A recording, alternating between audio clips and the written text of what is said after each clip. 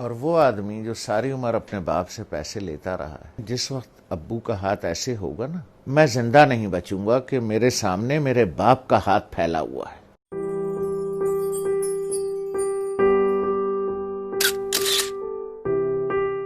تو ہم امی کے کمرے میں بیٹھے تھے، وہ اپنے سامنے بیٹھی ہوئی تھیں۔ تو میری ایک ہی بہن پاکستان میں ہے، اس کے تینوں بچے بھی آئے ہوئے تھے، وہ بھی آئی ہوئی تھی۔ تو ادھر صوفہ رکھا تھا تو اس پہ میں بیٹھا تھا، 2 لوگوں کا صوفہ تھا ہے وہ، تو والد صاحب برابر میں بیٹھے تھے۔ تو سب لوگ باتیں کر رہے تھے، تو میں نے کوئی 2-4 پیسے نکال کر کے والد صاحب کو ویسے ہی پیش کر دیے۔ تو میں نے عین اس موقع پر یہ کیا کہ جب میں سمجھا کہ کوئی نہیں دیکھ رہا ہے، ٹھیک ہے، سب اپنے اپنے گپ میں لگے ہوئے ہیں، کوئی نہیں دیکھ رہا ہے، تو میں نے اس موقع سے فائدہ اٹھا کے جلدی سے چھپا کے ابو کو، مجھے نہیں پتا تھا کہ امی دیکھ رہی تو انہوں نے بڑے زور سے کہا، دوبارہ دو، جیسے وہ ذرا سختی سے بات کرتی ہیں۔ تو مجھے یہ تو پتا چل گیا کہ انہوں نے دیکھ لیا۔ تو میں سوچ رہا ہوں کہ یہ کیوں کہہ رہی ہیں دوبارہ دو۔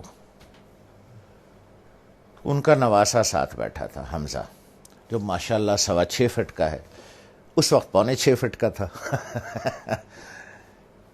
تو مجھے تو انہوں نے بہت سختی سے کہا دوبارہ دو، اور اپنے نواسے سے کہا، حمزہ دیکھو ماموں نانا کو کیسے پیسے دے رہے ہیں۔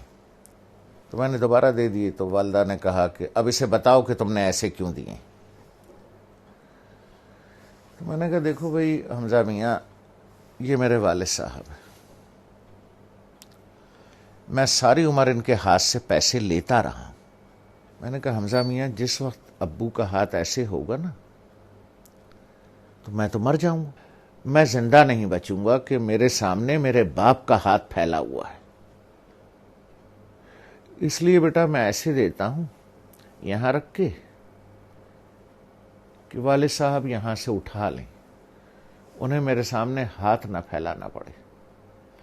جس طرح سے پرانے وقتوں میں بادشاہوں کو نظر اور نیاز دی جاتی تھی نا، یوں کر کے، اور بادشاہ اگر قبول کر لے، اٹھا لے، تو وہ نیاز قبول ہو جاتی تھی۔ جیسے آج بھی مزاروں پر ادھر ادھر پیروں کو ایسے کر کے نظر دی جاتی ہے، پیر صاحب ہاتھ لگا دیتے ہیں یا کبھی کبھی اٹھا بھی لیتے ہیں، تو سمجھیے وہ نظر اور وہ نیاز قبول ہو گئی۔ تو اس لیے میں ایسے کر کے نظر پیش کرتا ہوں، چھپا کے کہ کوئی دیکھ نہ لے کہ باپ ہاتھ پھیلا رہا ہے۔ نہیں نہیں نہیں، باپ نظر قبول کر رہا ہے، اس نے ہاتھ لگا دیا تو قبول ہو گیا۔ اب وہ حدیث مبارک کا مفہوم ذہن میں لائیں۔ جب سرکار رحمت اللہ عالمین صلی اللہ علیہ وسلم نے بیٹے کا گریبان پکڑ کے کہا کہ تو اور تیرے پاس جو کچھ ہے تیرے باپ کا،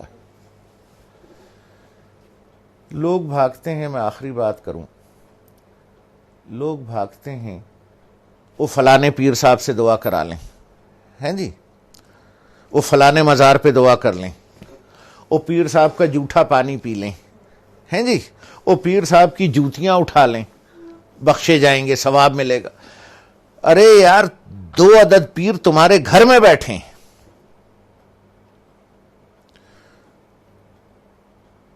ایک عورت ایک مرد، 2 پیر تمہارے گھر میں بیٹھے ہیں یار، جا کے ان کی جوتیاں سیدھی کر،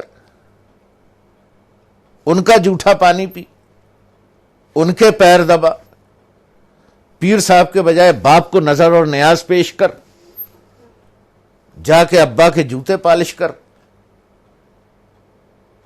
ماں کی چپلیں سیدھی کر کے رکھ۔ 2 پیر گھر میں بیٹھے ہیں،